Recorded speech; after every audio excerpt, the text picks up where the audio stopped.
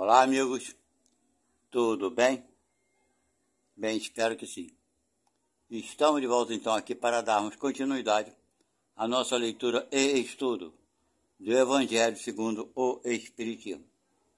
Nos encontramos então no capítulo de número 17, cujo título principal é Sede Perfeitos,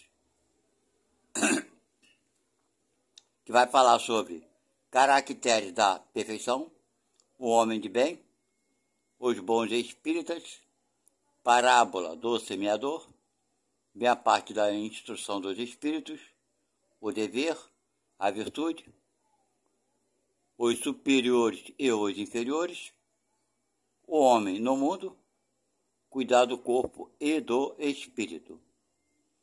E na primeira parte, vai falar sobre as caracteres da perfeição, ok?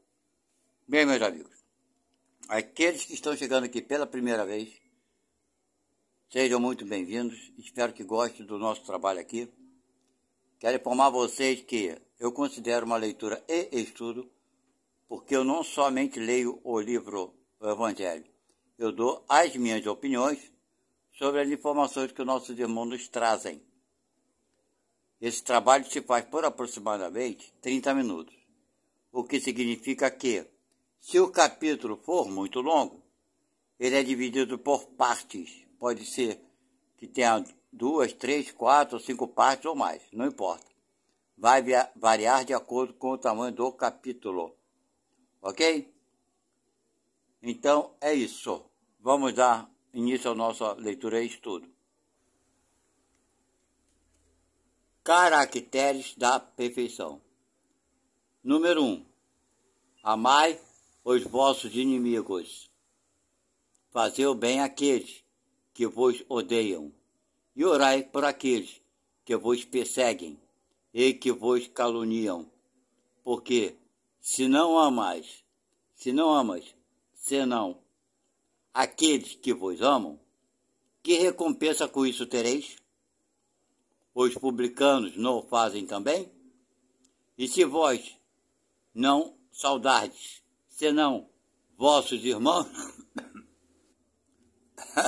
Desculpa, me engasguei aqui. E se não saudardes, senão vossos irmãos, que fazeis nisso mais que os outros? Os pagãos não o fazem também? Sede, pois, vós outros perfeitos, como o vosso Pai Celestial é perfeito. Quem falou isso foi Mateus, no capítulo e versículo 44, 46, 47 e 48. Bem, aqui você está vendo, né, o que ele quer dizer. Por exemplo, se você ama quem te ama, ué, quem são publicanos? Por aí fala aqui, né? Os publicanos, na época de Jesus, eram cobradores de impostos e eram mal vistos pelo povo, claro. Imagina judeu cobrando a um judeu para dar o dinheiro para César. Então, tinha uma certa repugnância contra esses cobradores de impostos, ok?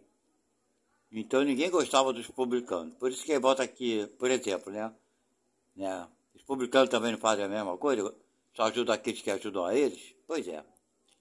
Então é isso que ele quis dizer aqui, minha gente. Se a gente só faz para quem a gente sabe que vai nos retribuir, o que estamos fazendo de importante? Nada, né? E ele continua. Número 2. Uma vez que Deus possui a perfeição infinita em todas as coisas, esta máxima, sede perfeitos como vosso Pai Celestial é perfeito, se for tomado ao pé da letra, claro, pressuporia a possibilidade de se atingir a perfeição absoluta, coisa que é impossível, né? Ele falou isso aqui no sentido alegórico, por assim dizer. E ele continua. Se fosse dado à criatura ser tão perfeita quanto o Criador, quanto a Deus, ela tornar-se-lhe-ia igual, seria igual a Deus, né? O que é inadmissível. Mas os homens aos quais Jesus se dirigia não teriam compreendido essa nuance. Não teriam compreendido essa diferença, né?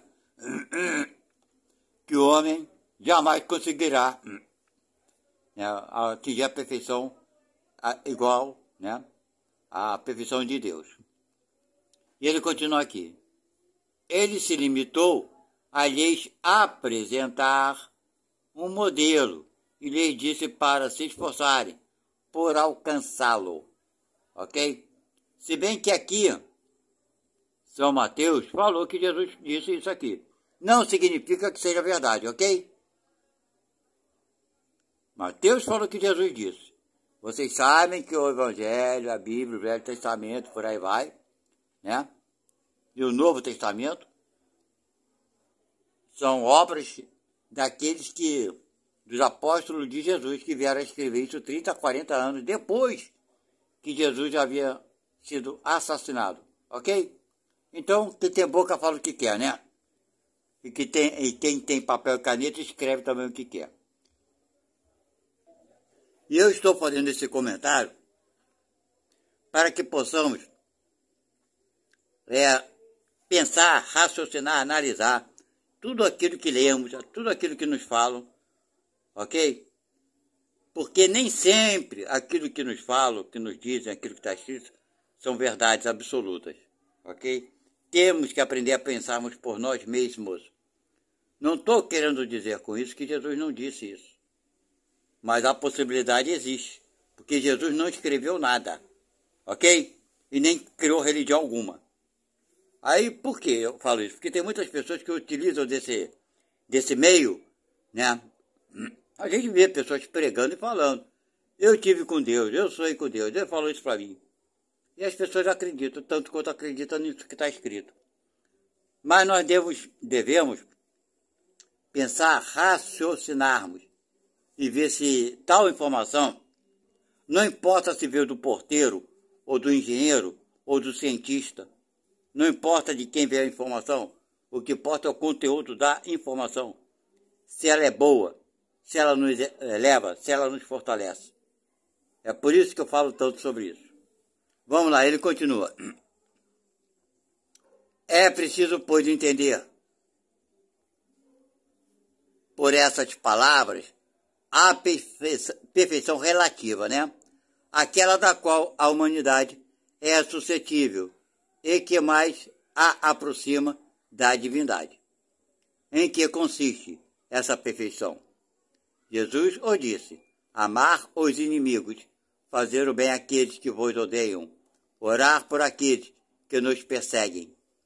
Ele mostra, assim, que a essência da perfeição é a caridade em sua mais larga acepção, porque ela implica a prática de todas as outras virtudes. Então é isso, minha gente, é sendo caridoso, certo? Ela implica a prática de todas as virtudes. É não fazer aquilo para os outros, aquilo que não gostaríamos que os outros nos fizessem. Ok? E ele continua. Com efeito, observando-se os resultados de todos os vícios e mesmo dos simples defeitos, se reconhecerá que não há nenhum que não altere mais ou menos o sentido da caridade. Tá vendo? Pois todos têm seu princípio no egoísmo e no orgulho, que são a sua negação. Porque tudo o que superexcita o sentimento da personalidade destrói ou pelo menos enfraquece os elementos da verdadeira caridade. Tá vendo? Quem falseia acaba enfraquecendo. Que são a benevolência, a indulgência, a abnegação e o devotamento. O amor ao próximo, levando até ao amor dos inimigos, não podendo se aliar com nenhum defeito contrário à caridade. É por isso mesmo sempre um indício de maior ou menor superioridade moral, de onde resulta que o grau de perfeição está na razão direta da extensão desse amor. Por isso, Jesus, depois de ter dado aos seus discípulos as regras da caridade, naquilo que ela tem de mais sublime, disse-lhes: sede, pois, perfeitos, como o vosso Pai Celestial é perfeito. Bem, minha gente, volto a afirmar. Isso aqui foi o apóstolo Mateus, São Mateus, que falou. E aqui está, esse Espírito está afirmando como se fosse verdadeiro. Bem, quem sou eu, né? Mas isso não vamos ser polêmicos. Mas o importante é que é impossível de qualquer um de nós sairmos dessa vida que estamos atualmente perfeitos. Mas já podemos iniciar nesse caminho da perfeição. Ok?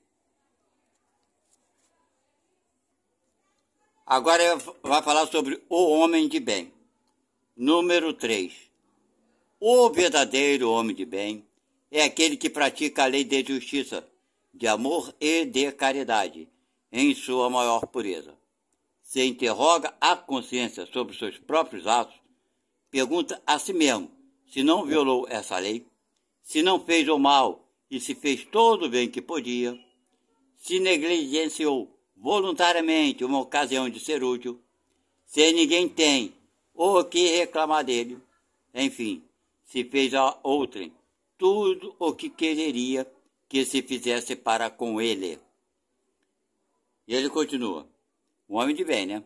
Tem fé em Deus, em sua bondade, em sua justiça e em sua sabedoria.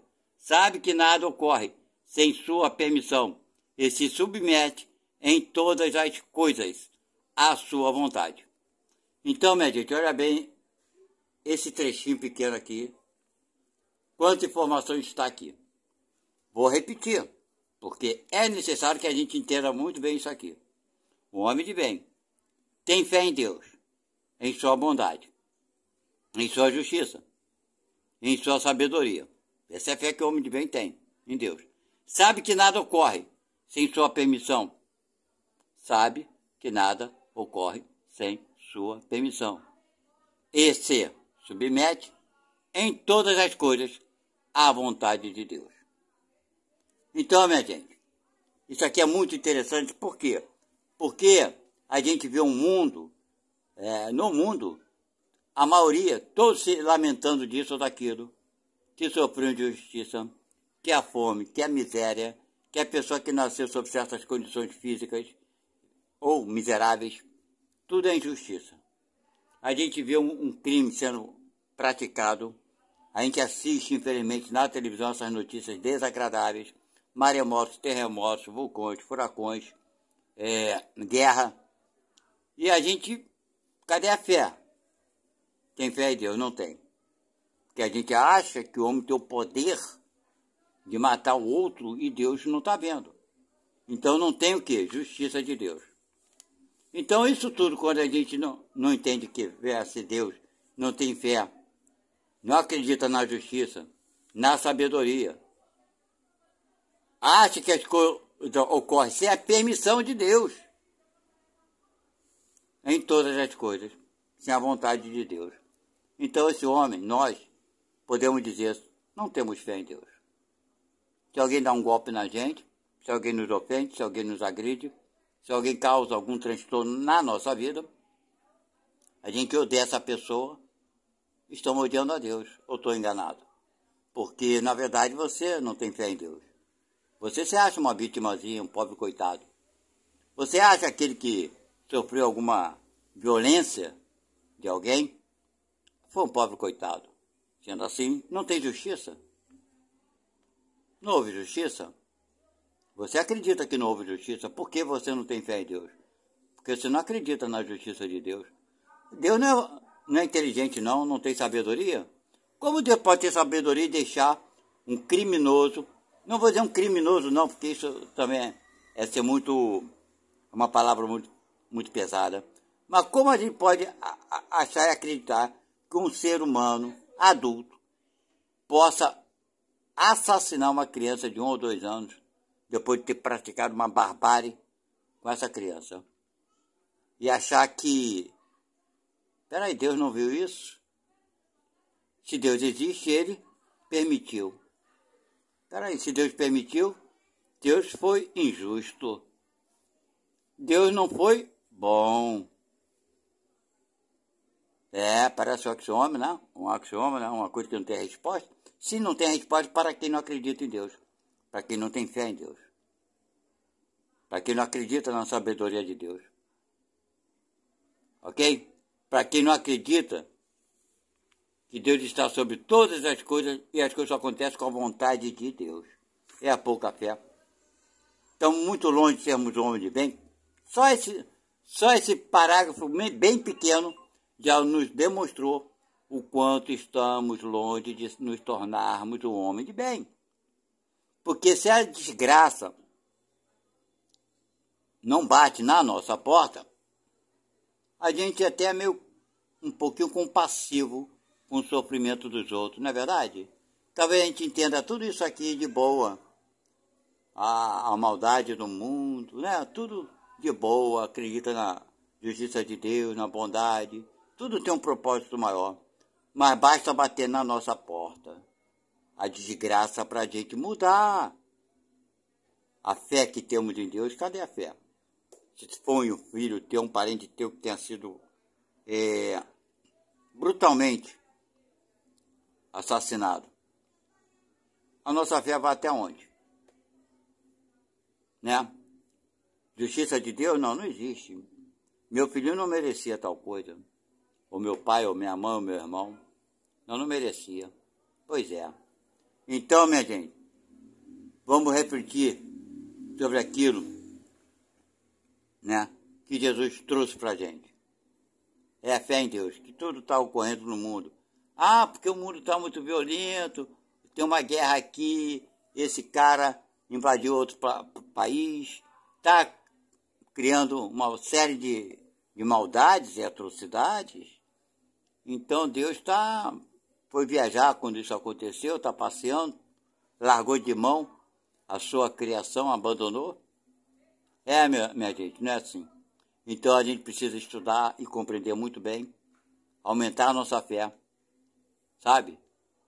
Acreditar, porque não adianta você ficar com raiva, eu ficar com raiva de uma desgraça qualquer que esteja acontecendo no mundo, ou na nossa vida, ou dentro da nossa casa, debaixo do nosso teto.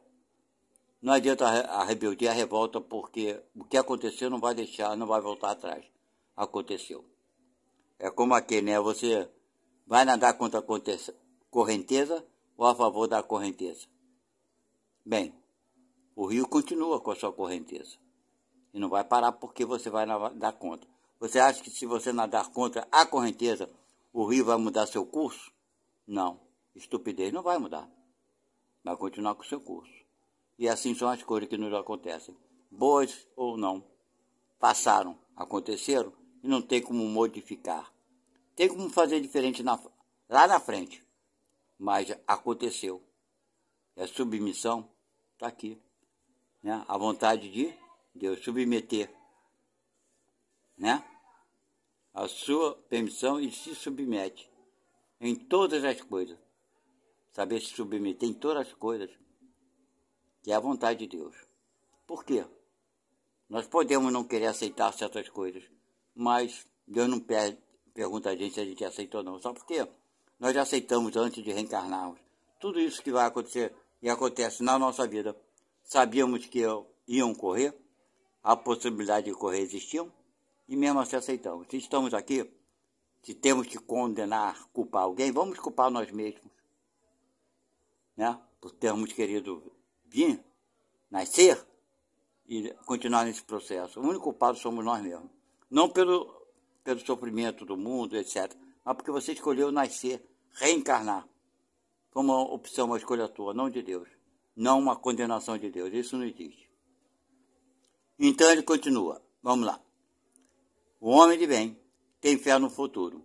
Por isso coloca os bens espirituais acima dos bens temporais. Vocês vão ver quanto é raro, né? A gente colocar os bens da vida espiritual na frente dos materiais. Daqueles que são temporais, são bens que são temporais, daqueles que estão aqui na terra, que ficaram por aqui. E ele continua. Sabe que todas as vicissitudes da vida, os acontecimentos, né, bons ou ruins, todas as dores geralmente vicissitudes são acontecimentos desagradáveis.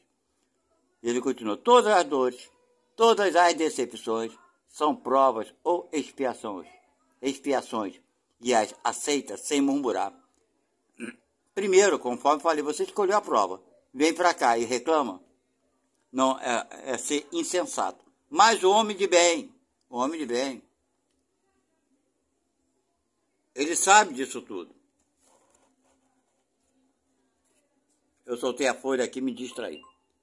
Ele sabe disso tudo, porque nós fizemos essa escolha antes de reencarnar. E quando chega aqui, infelizmente a gente lamenta, não é isso? E ele continua: o homem possuído do sentimento de caridade e de amor ao próximo faz o bem pelo bem, sem esperança de recompensa. Vocês veem o quanto isso é difícil. O quanto é difícil, né? Faz o bem pelo bem sem esperar recompensa. Vocês vejam bem, a pessoa às vezes em casa tem seus filhos, educa, sustenta, e lá na frente o filho mete o pé e vai correr sua vida, correr seu mundo, né? Viver a sua própria vida. E quantos pais se lamentam? Fiz tanto pro meu filho, ficava de noite acordado de madrugada, dando remédio, fazia tudo por ele, sustentei, trabalhei para dar comida para aquele cara, para aquela filha, e agora são ingratos. Vocês acham que está certo os pais pensarem e agirem dessa forma? Não está certo. Por quê? Porque não fizeram por amor ao próximo. Não fizemos o bem pelo bem. Não fizemos sem a esperança da recompensa. Queríamos ser recompensados e não fomos. Que peninha, né? Pois é. Vamos vendo que muitos raros são os homens de bem. E ele continua: retribui o mal com o bem. Toma a defesa do fraco contra o forte. E sacrifica sempre seu interesse à justiça. Quem sacrifica o próprio interesse à justiça? Quem toma, né, vai defender o fraco. Quem retribui o mal, né, com o bem. Então, minha gente, nós vamos vendo cada trecho que a gente vai lendo. Isso é moral. Não adianta a pessoa falar: eu não sou assim ainda. Você não é, eu também não sou. Mas isso é moral. Tudo que está falando aqui é moral. Com certeza. Pode ser que você tenha praticado essa moral, mas se você fez tudo isso aqui, conforme vem, né, acentuando o que seria o homem de bem, meus parabéns, meu amigo. Você está maravilhosamente bem na fita, né? Como os outros falam, né? Você realmente é um homem de bem. Mas para a maioria é muito difícil a gente receber o mal e fazer o bem. Pode ser que a gente até faça o bem. Sabe para quê? Para humilhar aquele que nos causou algum mal. Então isso é um erro. Ok? Então isso não é um bem. É uma falsidade. Ok? E ele continua: e encontra satisfação nos benefícios que derrama, nos serviços que presta, nos felizes que faz, nas lágrimas que seca, nas consolações que dá aos aflitos. Seu primeiro movimento é de pensar nos outros, antes de pensar em si, de procurar o interesse dos outros antes do seu próprio. O egoísta, ao contrário, calcula os lucros e as perdas de toda ação generosa. Olha só, gente.